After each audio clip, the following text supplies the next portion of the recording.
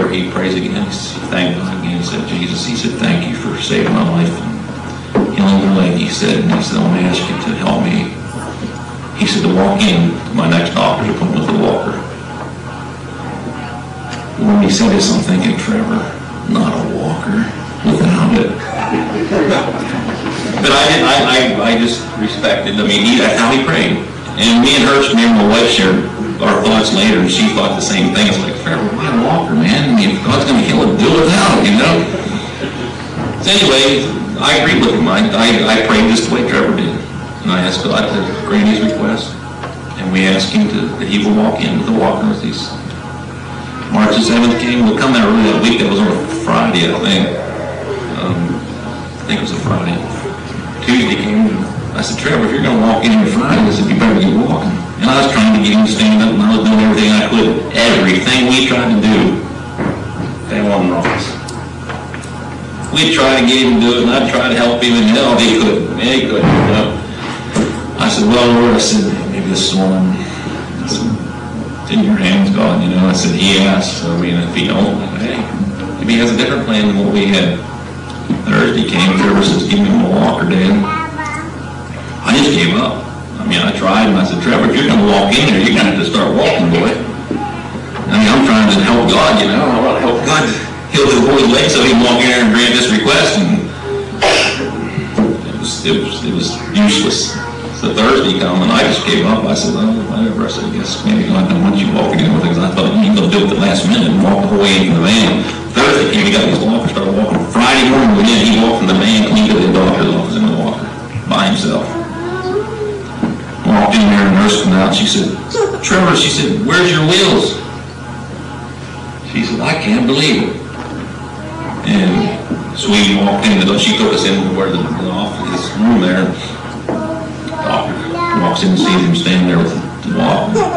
He just gets tears in his eyes. He said, do you mind if I pray? I said, not at all. I mean, there's so many people want to pray after this, and I said, let's just pray.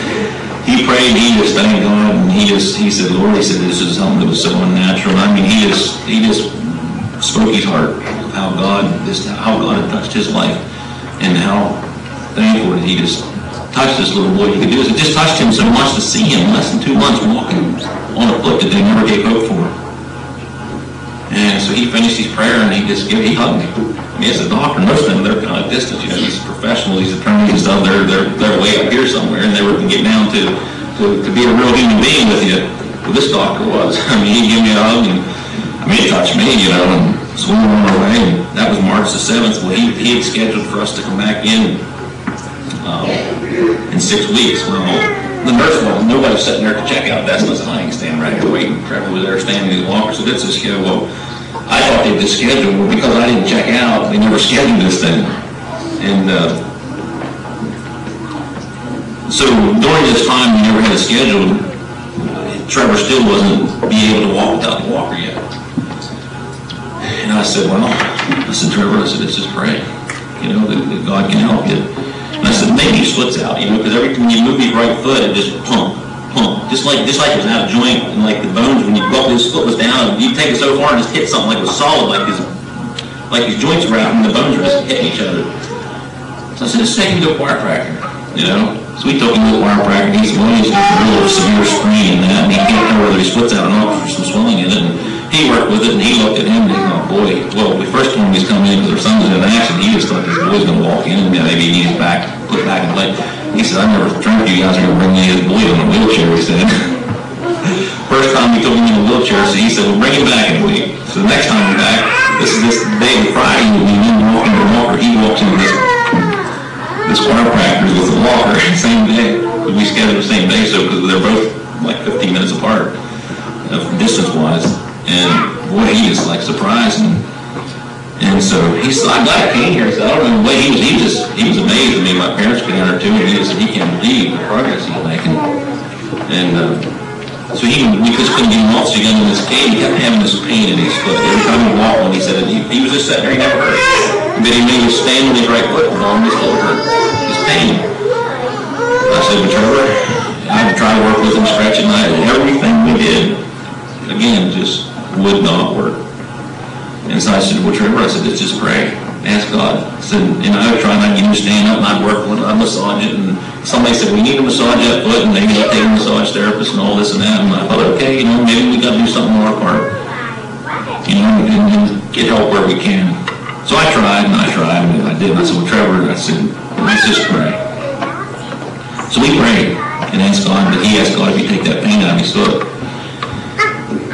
So we went to bed that night, and I got up the next morning, I get down in my office, and I'm sitting there, they're all, sometime later, a little bit later, I got up early, and I don't know what time it was, but my wife was down in my office, and she said, did you work on Trevor's foot last night? I said, no.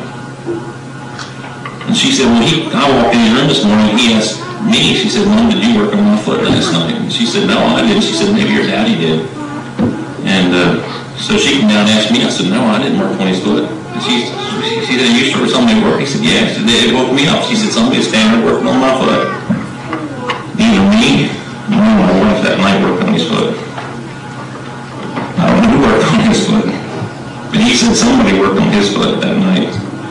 And I said, my only explanation is God sent an angel down to work on Trevor's foot that night. Because he assured his mother that somebody worked. He said, yeah, they woke me up. I saw him. He said, they didn't know it was dark. He said, somebody worked on my foot. We don't know who worked on his foot. When he got that morning and stood his foot, he had no pain in it. God's so good. I mean, there's just things that he does for us that we never know. And we don't know that. We don't know what. So anyway, Trevor was still struggling a little bit to walk, but it wasn't hurting now. And we thought he could walk, but he couldn't walk right. He had to kind of walk his foot sideways because he couldn't bend his ankle right.